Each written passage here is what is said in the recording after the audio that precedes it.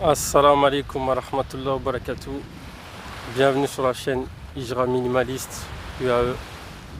On se trouve sur une belle plage aux Émirats, mashallah.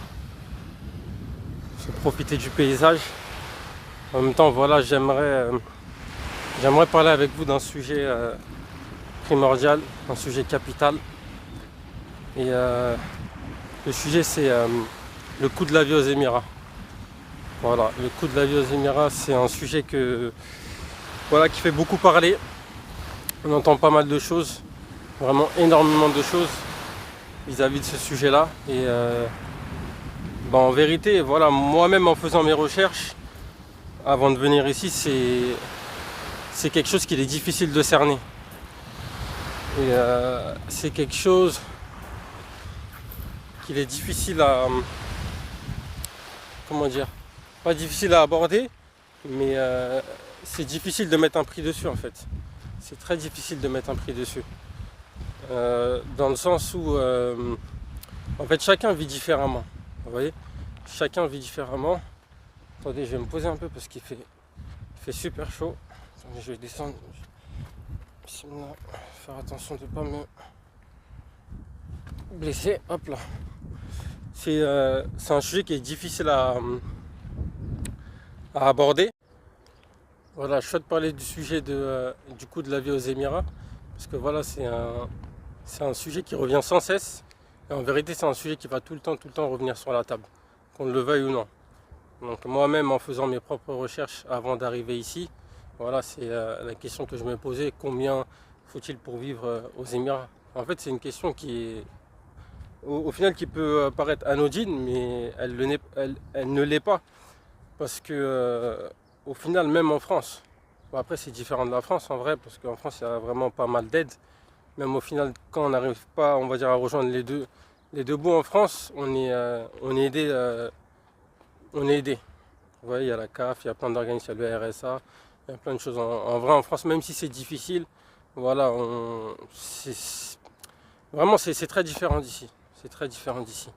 Donc voilà, je voulais aborder ce sujet-là avec vous, parce que c'est un sujet très important et c'est un sujet qu'il faut prendre très au sérieux. Donc voilà, ici il faut savoir que voilà, le taux il change beaucoup. Voilà, il grimpe, il descend, il grimpe, il descend. Bon, ça c'est dans tous les pays en vrai. Mais ça peut avoir un gros impact sur votre vie quotidienne ici en fait, sur le loyer, sur les courses, sur notamment la scolarité de vos enfants. Si vos enfants, vous comptez les scolariser, ça peut vraiment tout changer. Vous voyez, par exemple, je sais pas, le taux il est à, je sais pas, je vais dire n'importe quoi, 3,50, et un coup il peut être à 4. Vous voyez la différence des 50 là, ça peut, subhanallah, ça peut être quelque chose une différence énorme, une différence vraiment énorme. Et comme je dis, ça à prendre en compte, parce que voilà, imaginons que je sais pas, vous avez un loyer qui est à 600 euros. Demain, votre loyer peut être facilement à 750 euros. Vous voyez? Et les 150 euros, c'est pas quelque chose que vous aviez prévu. Vous voyez? Donc, ça peut vraiment changer votre quotidien. Et faut vraiment faire attention au coût de la vie aux Émirats. Dans le sens où, en fait, moi, j'aimerais vous mettre en garde sur le fait de bien préparer sa hijra. Désolé, j'ai été coupé. Du coup, ouais, les calculs en fait que vous allez faire en France pour pouvoir estimer le coût de la vie ici aux Émirats, en fait votre calcul il va être complètement erroné. Voilà, c'est la réalité de la chose, votre calcul va être complètement erroné. Et en fait pour moi, par exemple, je vous donne un ordre d'exemple, je sais pas si vous dites vas-y il vous faut aller, je sais pas, 20 000 euros pour faire la Hijra. Ben, en fait, pour moi, il faut ajouter le quart de cette somme-là. Vous voyez, le quart de 20 000 euros, il faut le rajouter dans ce que vous avez prévu. Pour moi, voilà, c'est ce qu'il faut faire parce qu'en fait, quand vous allez arriver ici, vous allez avoir pas mal d'imprévus. Et voilà, un imprévu, ça ne se prévoit pas. Donc, ça peut vraiment impacter votre famille, votre manière de vivre. Donc, il faut vraiment faire attention à ça. Le taux, voilà, il change. Du jour au lendemain, le taux il peut changer, il faut le prendre en considération. Voilà. Malheureusement, voilà, c'est un des points noirs, mais voilà, c'est la vie, c'est comme ça. On ne peut pas avoir toujours un taux qui est élevé ou qui est bas. Les choses, voilà, rien n'est noir, rien n'est blanc. Vous voyez? Donc voilà, il faut vraiment le prendre en considération parce que ça peut être vraiment, vraiment très difficile quand le taux il chute. Vous voyez, déjà moi, quand j'étais arrivé de base, le taux, je ne sais même plus il était à combien, je ne vais pas dire de bêtises, mais il était vraiment bas. Il était à quelque chose comme, je sais même pas, je ne vais pas dire de bêtises, 3,60. Non, 3,40. 3,40 il me semble, 3,43, quelque chose comme ça quand je suis arrivé. Vous voyez? C'est-à-dire mon loyer, je le payais beaucoup plus cher. Mes courses, je les payais plus cher. En fin de compte, la vie quotidienne, je la payais plus cher dès le départ quand je suis arrivé, vous voyez? Donc vraiment, il faut vraiment prendre ça en considération parce que c'est quelque chose de très important. Vous pouvez faire vos calculs, comme je l'ai dit, et arriver ici, et vos calculs sont complètement chamboulés. Dans le sens où ici, il y a pas mal de choses qu'il faut payer en espèces, il y a des choses que vous pouvez payer par carte, mais des fois c'est qu'avec la carte locale. Vous voyez, qu'avec la carte locale. Et, bah, des fois en fait ça met les bâtons dans les roues parce que comment vous expliquer ça en fait, des fois voilà, vous avez prévu d'avoir une carte de crédit, deux cartes de crédit, et vous arrivez ici, voilà, il faut beaucoup d'espèces parfois, il faut payer avec la CB locale, et des fois des simples petits trucs comme ça, hein, payer des factures avec la CB locale ou avoir un espèce pour pouvoir payer, bah, des simples choses comme ça que vous n'aviez pas prévues et que vous arrivez, bah, vous voyez, quand on arrive, on a plein de choses en tête, on fait plein de choses en même temps, on s'installe et des fois c'est des petites choses comme ça qu'on n'a pas forcément prévues et en fait même ça peut impacter votre vie quotidienne dans le sens où ça vous fait des frais. Vous voyez, si par exemple je sais pas, vous avez un quota, surtout avec les cartes aujourd'hui Revolut, tout ce qui est Conto, etc. Des fois vous avez des quotas de, ça pourrait être toutes les cartes de toute façon, vous avez des quotas de retrait.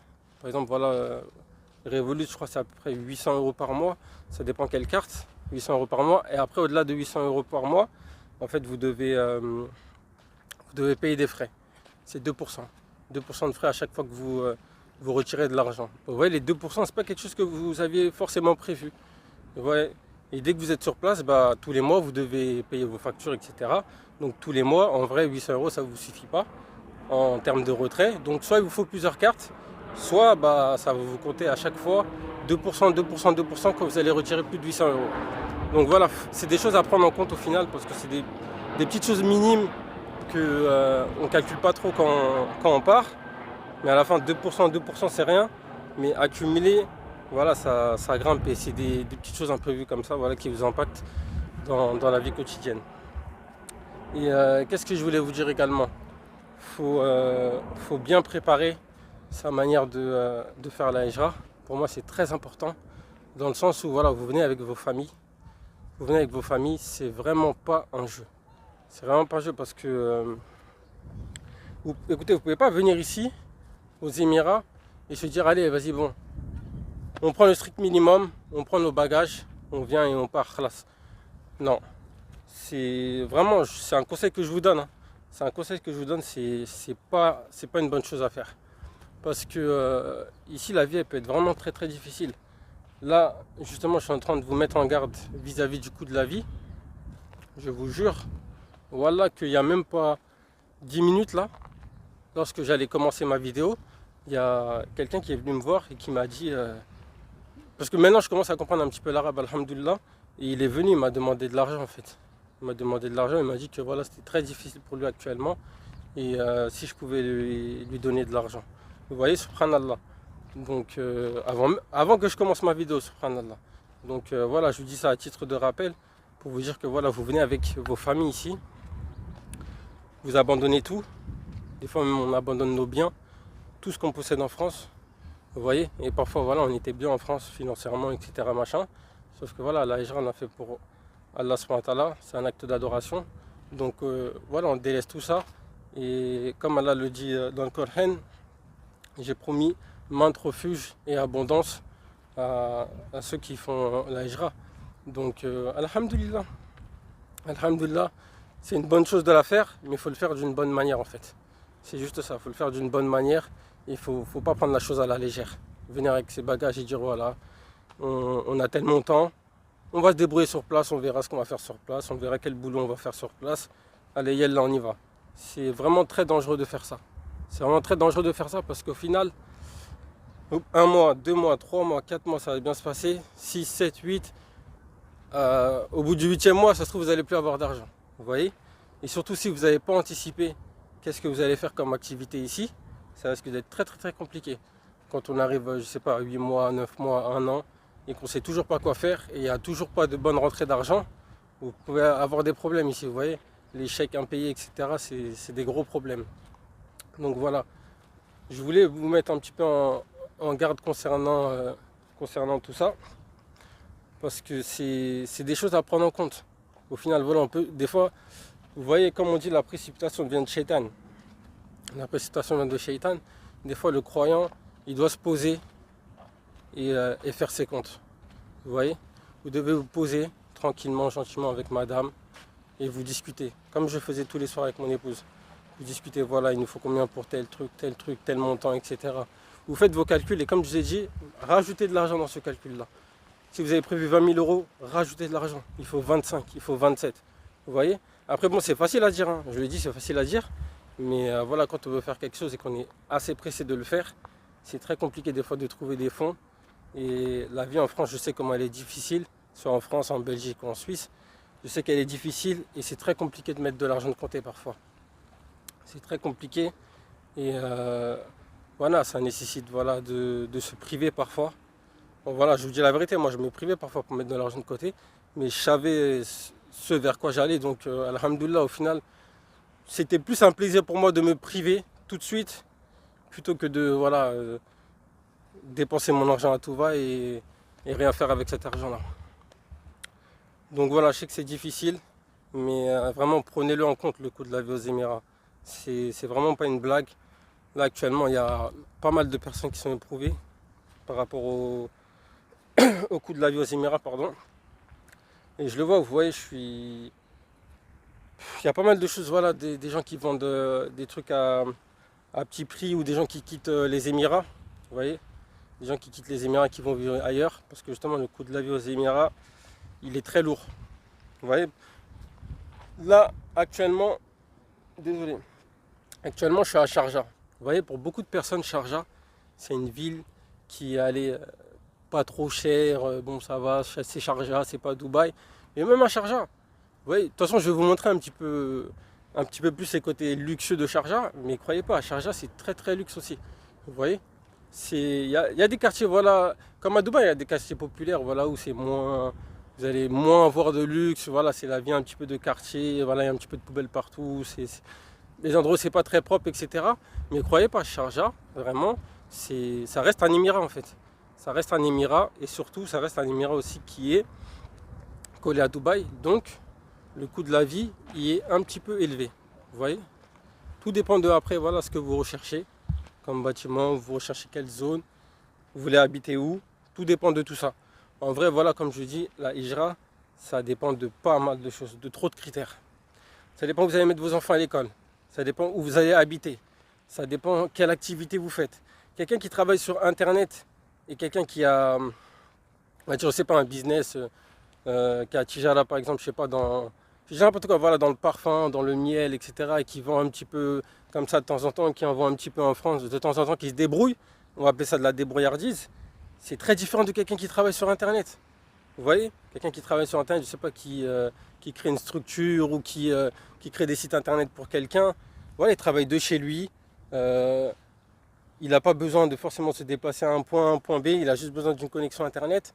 Donc cette personne-là, elle sera beaucoup moins impactée que la personne qui doit prendre de ses biens pour aller à tel endroit, pour aller chercher de la marchandise, pour envoyer. Vous voyez, c'est plus d'efforts et plus de biens dépensés.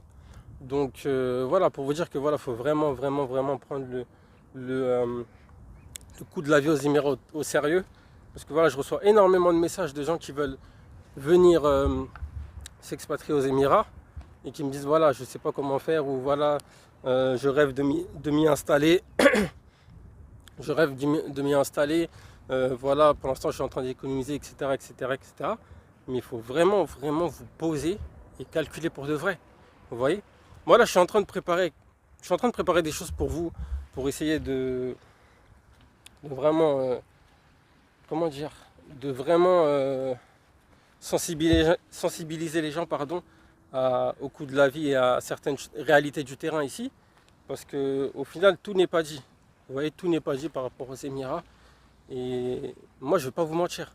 Le coût de la vie, il est élevé aux Émirats. Que vous soyez à Sharjah, un peu dans n'importe quel Émirat, pour moi, hein, je vais vous dire la vérité, n'importe quel Émirat dans lequel vous allez, même à Ajman, même à Al Khoyam, etc. Vous pensez peut-être que c'est loin, etc. Machin, plus c'est loin, plus ça va être moins cher, etc. La réalité, la réalité, la réalité, les gars, c'est que le coût de la vie aux Émirats, il est conséquent. Vous voyez? Il est conséquent, il faut avoir une rentrée d'argent. Vous voyez, il faut avoir une entrée d'argent assez fixe, assez correcte pour vous permettre de vivre, si je peux le dire, dignement. Vous voyez, aux Émirats. Sinon, ça risque d'être très compliqué, difficile pour vous. Après, comme j'ai dit, on vit tous différemment. Quelqu'un qui peut vivre tranquillement, qui n'a pas besoin de luxe ou qui n'a pas besoin de belles finitions chez lui, ça sera différent de quelqu'un qui veut une belle salle de bain, des belles finitions, etc. Donc la personne qui veut des belles finitions, etc., qui a du mal à vivre, on va dire, je sais pas, dans un endroit où le loyer il est à 300, 400 euros, ça va être très compliqué pour lui, cette vie-là. Vous voyez? Parce qu'il ne pourra pas baisser ses standards. Et quand tu ne peux pas baisser tes standards, et que tu as, surtout nous en France, et que tu as vécu dans un certain mode de vie, dans certaines conditions, ça sera très difficile de toi de baisser ton style de vie. Donc vous voyez, c'est pas évident. C'est pas évident, donc il faut vraiment, vraiment le prendre en considération, le coût de la vie aux Émirats. Depuis que je suis ici, il y a pas mal de familles qui sont rentrées chez elles, vous voyez, qui ont quitté les Émirats. C'est une réalité, après ça, voilà, c'est partout, hein, dans tous les pays, vous voyez, dans tous les pays à peu près. Mais c'est une réalité, vous voyez, les gens, ils vendent leurs meubles, ils vont dans d'autres pays où le coût de la vie est moins élevé. Mais la réalité de la chose, c'est que même dans un pays où le coût de la vie sera moins élevé, pareil, il faut prévoir une certaine somme en cas d'imprévu, il faut prévoir une certaine somme pour le loyer annuel, il faut prévoir une certaine somme pour la scolarité des enfants. Vous voyez, en France, malheureusement et heureusement, j'aimerais vous dire heureusement que l'école elle est gratuite. Heureusement que les soins ils sont gratuits, vous voyez. Mais au final, on est beaucoup dépendant de ça. Vous voyez, on est beaucoup dépendant de ça. Vous voyez, par exemple, la carte vitale, ça me manque. Je vous dis la vérité, en toute honnêteté. La carte vitale, ça me manque parce que au final, on a grandi comme ça. On a grandi comme ça et aujourd'hui, on est arrivé à un âge où, en grandissant comme ça, on s'habitue à énormément de choses. Vous voyez, on s'habitue à énormément de choses. Et la réalité, c'est que voilà, c'est que quand tu viens dans un pays et que tu commences à vouloir, je sais pas, te soigner, à vouloir mettre tes enfants à l'école, et qu'on te dit c'est tel montant, c'est tel montant, c'est tel montant, en fait ta tête elle tourne. Ta tête elle tourne parce que en vrai dans ton pays, comment tu as grandi, c'était gratuit, c'était accessible. Et vous voyez les choses des fois quand elles sont gratuites et elles sont accessibles, les gens ils les négligent. Vous voyez? Je dis pas que je les néglige, hein, mais parfois peut-être que je les négligeais à des moments, vous voyez, quand vous payez pas telle chose ou telle chose. Même il y en a malheureusement en France, voilà, ils s'amusent à aller chez le médecin de manière bidon, voilà, un arrêt de travail, etc., machin, alors qu'il est en pleine forme. Vous voyez, il y a ce petit vice, vous voyez, il y a ce petit vice où on en profite pour faire telle et telle chose, alors que voilà, c'est pas quelque chose de bien au final, vous voyez. Donc au final, quand tu viens ici et que tu vois la santé, tu payes, l'école, tu payes, pas mal de choses, tu payes, bah là, tu te rends compte de ce que tu avais en France et tu te rends compte que c'est au final un bienfait énorme d'avoir l'école gratuite, d'avoir accès à la santé de manière gratuite. Bon voilà, après il y a des trucs, voilà, on va payer, etc. derrière. Mais ça reste accessible et gratuit.